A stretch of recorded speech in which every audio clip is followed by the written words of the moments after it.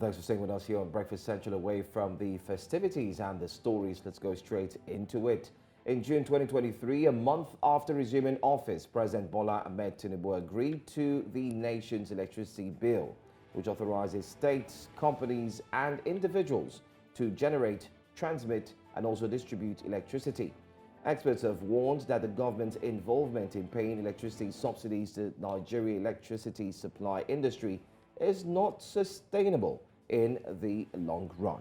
Well, the Nigerian Electricity Regulatory Commission, NERC, rolled out the multi-year tariff order that will eventually phase out subsidy so that Nigerians can start paying cost-reflective tariff. Still, the power sector has failed to provide citizens with electricity. Now, often it is marred by the breakdown of power plants, stations in different parts of the country. The traditional shout, "Up NEPA," has stayed on the lips of numerous generations until today. Now, our guest joins us to look at the power sector in retrospect. Joining us live is Adetayo Adegbemle. He's the convener and executive director, PowerUp Nigeria. Good morning, Adetayo, and thank you so much for joining us. Good morning. Good morning. Thanks for being here. First question I'd like to ask, which definitely is a question every Nigerian will always want to ask. Why are we still screaming up NEPA in 2023 going into 2024? Well, this is a question that we all keep asking, honestly. And, you need a lot of taking the whole sector into perspective, politically, economically. There is a very big argument that many Nigerians can't afford to pay the true cost of electricity. That one is there, as in the day they start providing you with light, with power for 24 hours, you won't be able to afford it. There is that argument on one hand because of economic reasons. The angle I always like to talk about is, for instance, recently we were talking about the 10-year post-privatization and stuff. And you ask yourself, this was a sector prior to 1999, for almost 3 decades. There was no investment in the power sector by the old, federal government, previous governments. I think the last power plant that was built was in 1982. So we had 20 years of dilapidation going on. We have 20 years of no single investment. We have 20 years of nothing, but nothing, until the President Obasanjo's administration came in to start, this privatization and reform process.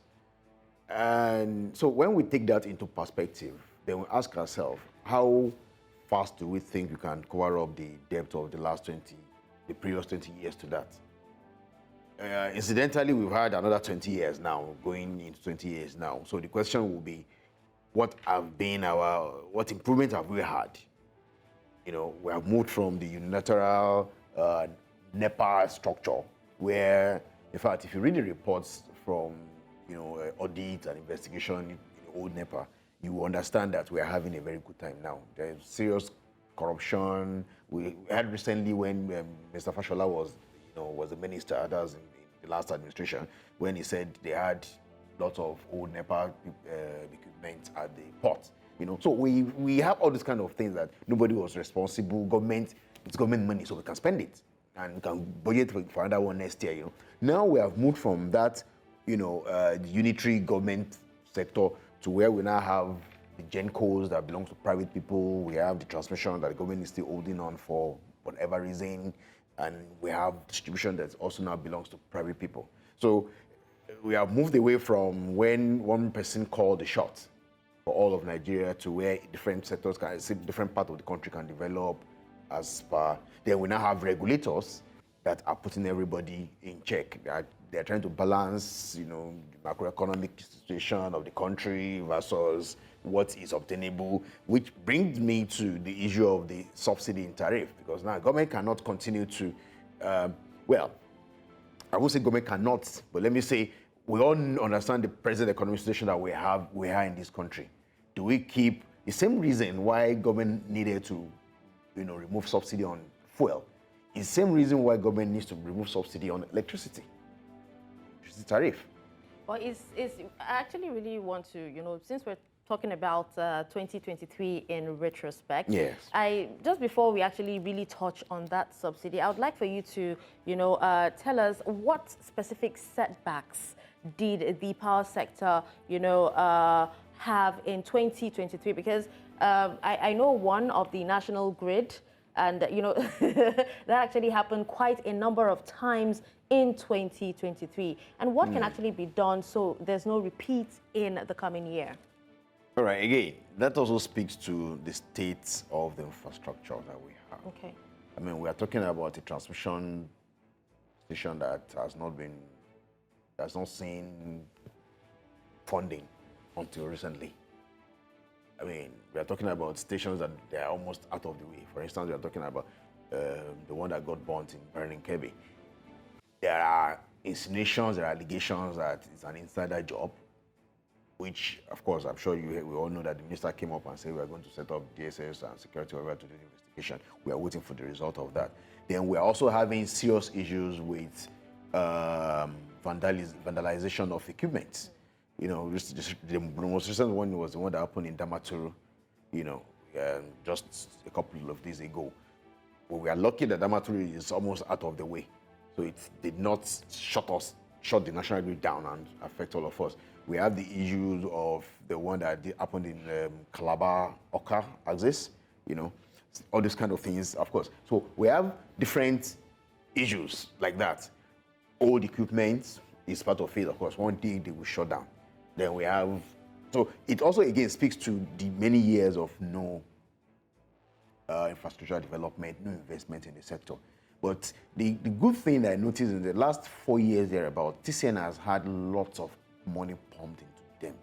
They have they have completed a lot of projects in the last, in fact, this 2023, they've completed lots of projects across the nation, and they have a lot more ongoing.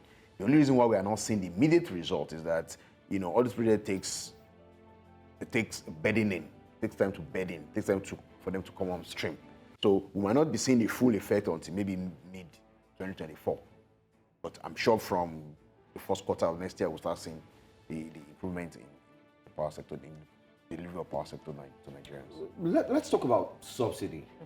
Everything in Nigeria, most importantly, has bordered on subsidy. We're subsidizing our energy sector, also subsidy on the power sector, and so on. What is the subsidy that is actually taking place or that's attainable in the power sector?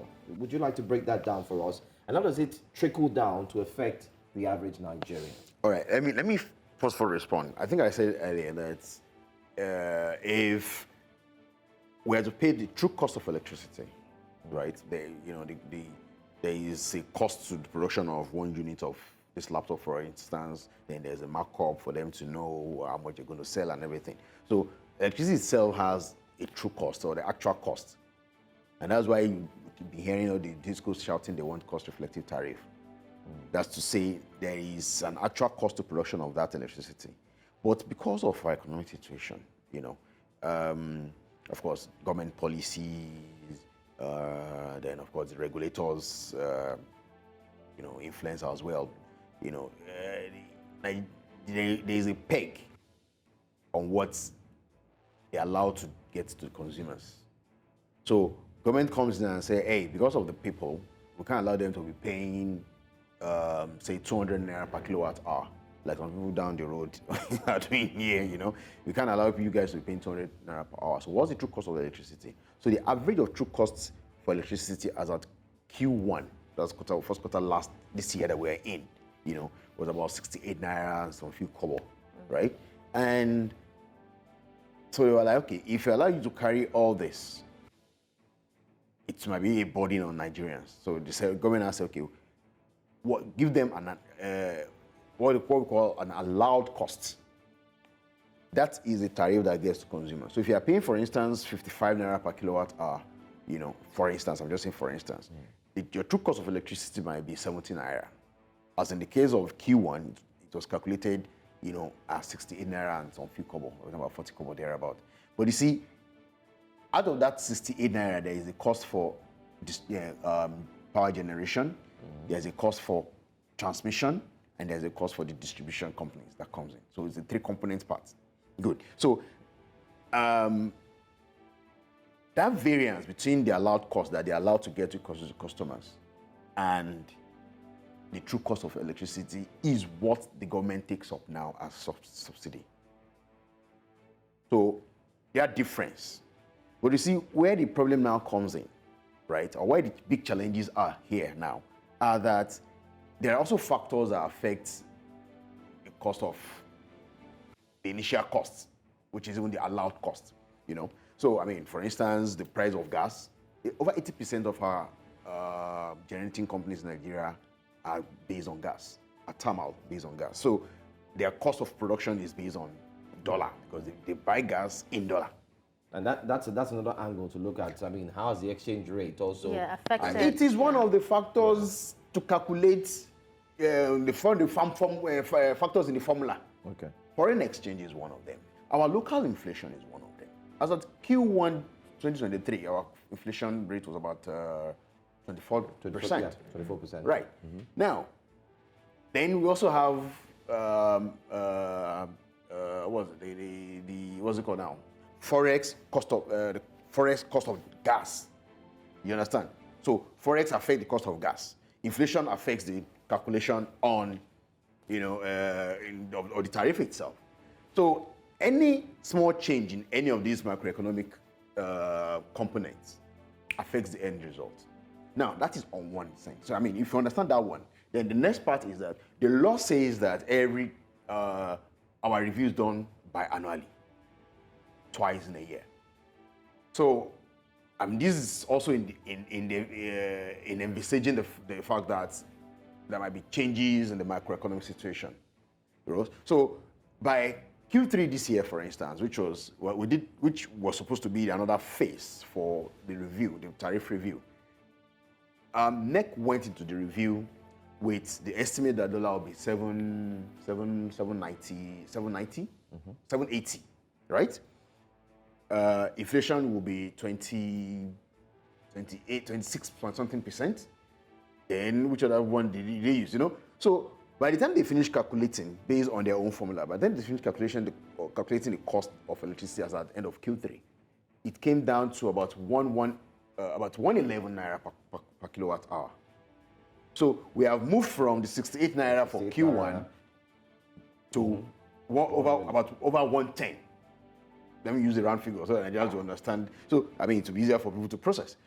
So we moved from about 68 naira, about 70 naira in Q1 to about 110 in Q3.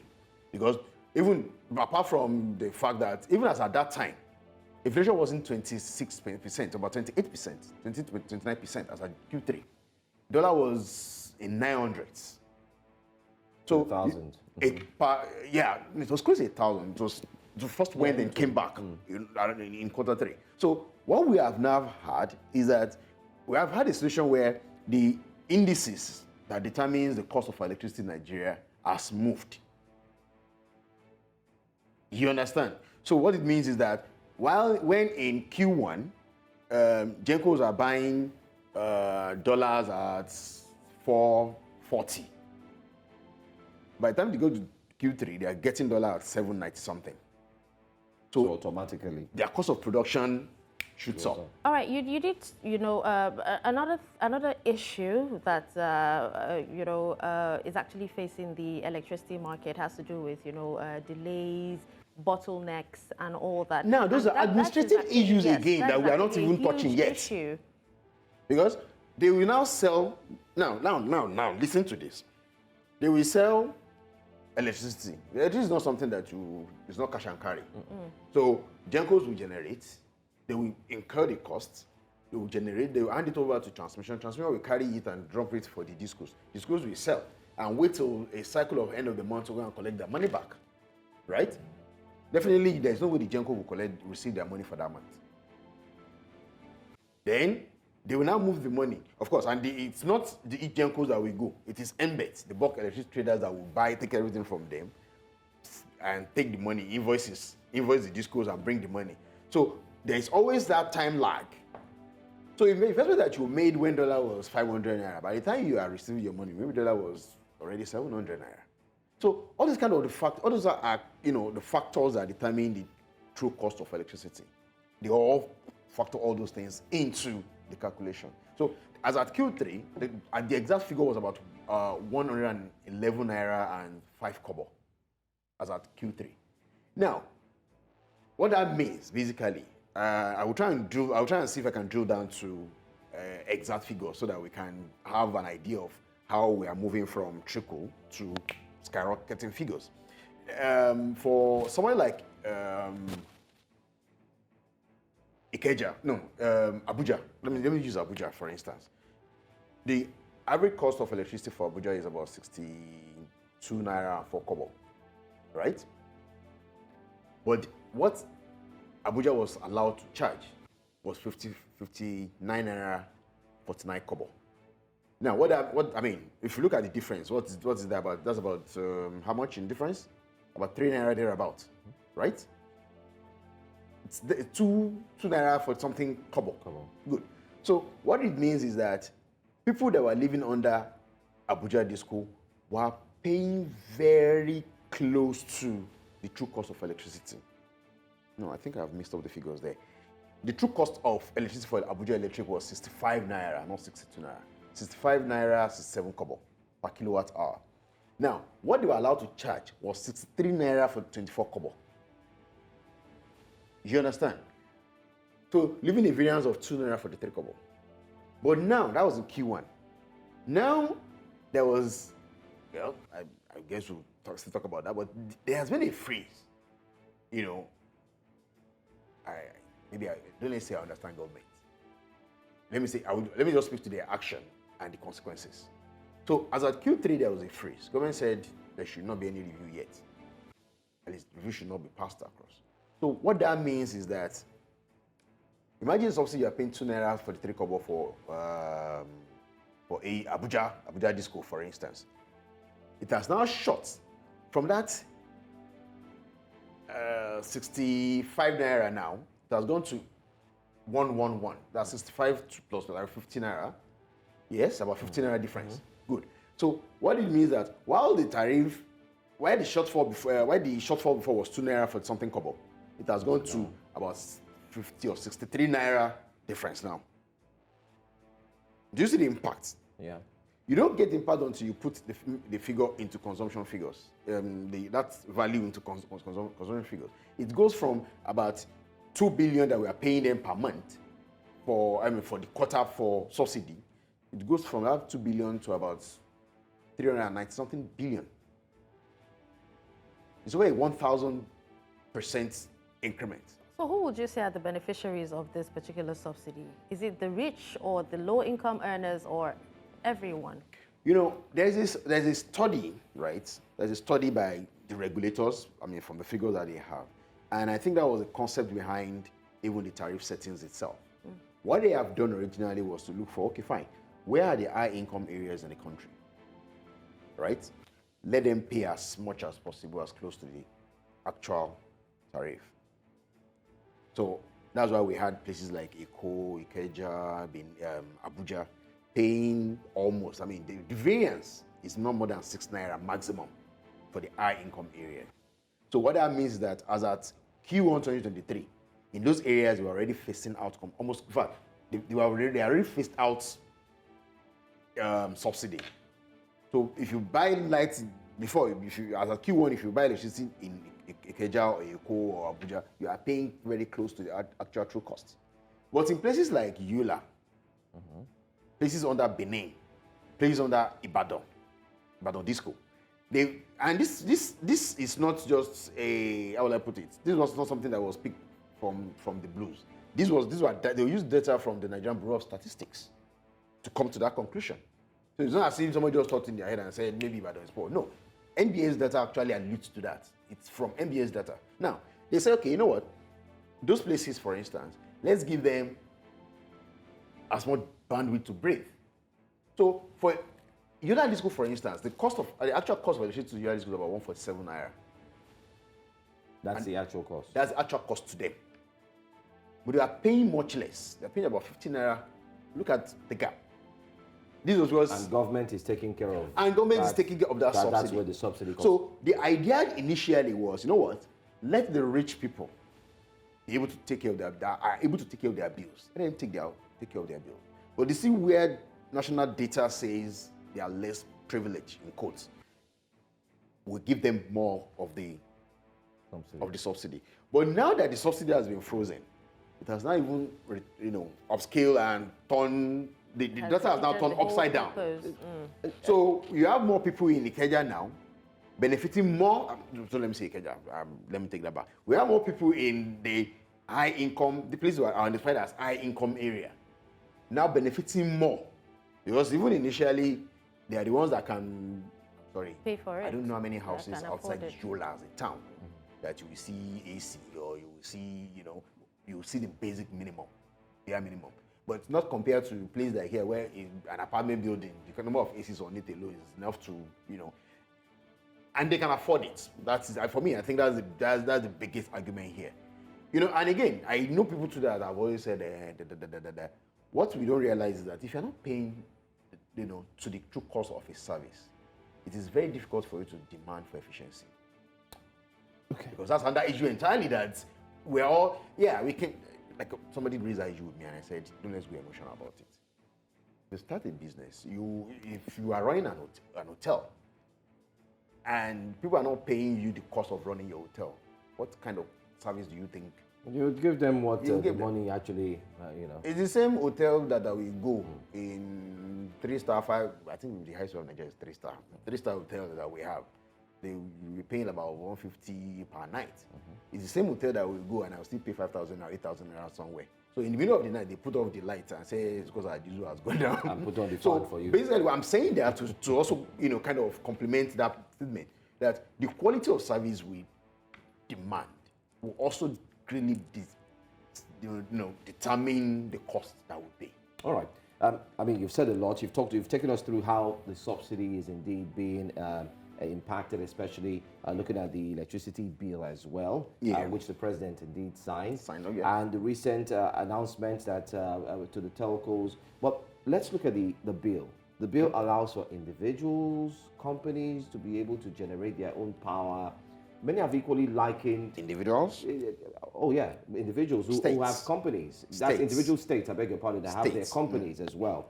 But many have also said that there is a lot of blockades or roadblocks that stops the electricity sector from looking like the telco sector, the telecommunications, where people can actually see them thrive.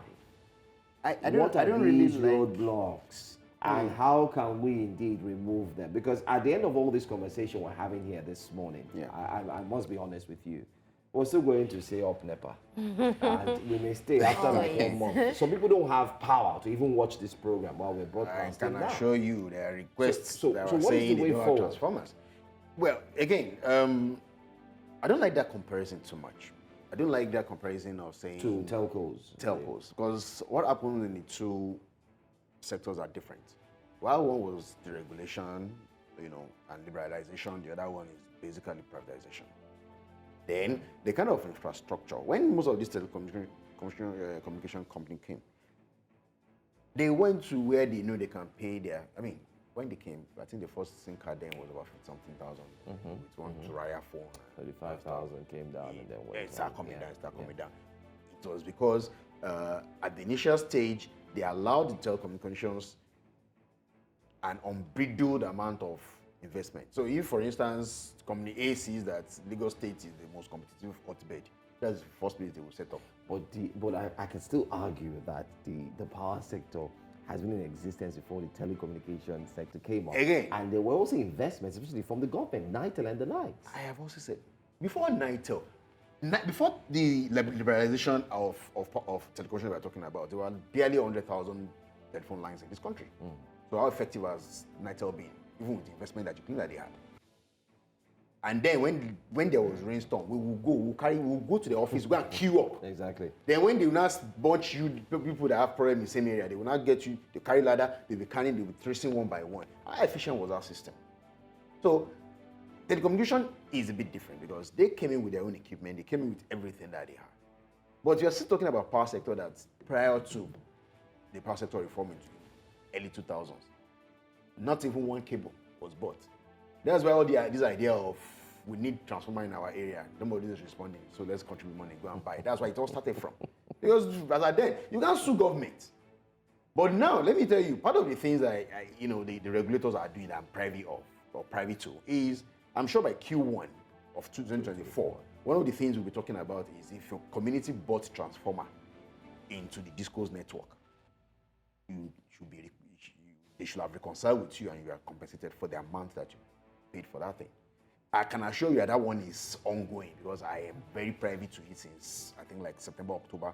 They've been harassing the discos to come up with their report and stuff like that. All those things are underground work that is ongoing. Now, let's leave third-party investments, But you see, again, I mentioned earlier, if we want, there are places in this same Lagos that are on presently on 24-hour power supply, unless there are issues with and most of the time the issue with the grid happens when there is no supply of gas. Well, sadly, Adetayo would actually have to stop you here. It's a long conversation. Yeah, it is. It is. a long conversation. We're looking at 2023 in retrospect. A lot has actually happened. Basically, government needs to take a stand. Yes. They need to take a decision. Do they want to continue to carry a tariff that will continue to bloat?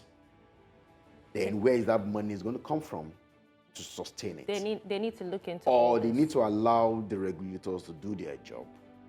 Yeah, I understand this political angle to it. Nobody wants to be the person that will bring the bad news. But what would not be the essence of of holding the bad news when it is hurting yourself and it's hurting the system and hurting the power sector that we think we are protecting? Thank you so much, convening Executive Director, PowerUp Nigeria, Adetayo Adegbemle. We look forward to have you again so we can continue to discuss all of these and much more.